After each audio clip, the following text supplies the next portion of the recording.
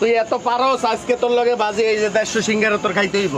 কয়শো এনে 150 ধর বেটা 150 কোনো ব্যাপার হইল কি কি করছ তুই বেটা উল্টা পাল্টা কথা আর খাইতে পারবি কিনা এটা কর। পারবো এই বাজি এলো টাকালো রাহেন ভাই আপনি বাজি ধরেন না ভাই এই লোকের লোকে আমি পরে খান 35,000 টাকা হারছি ধর মিয়া চুপ থাকেন তো। আরে রাহেন ভাই আমার সর্বশান্ত করে দিছে আপনি খাইতে পারে ভাই খাইতে পারে। আরে খাইতে পারবো না এই খাইতে পারবো না আমি বাজি ধরলাম।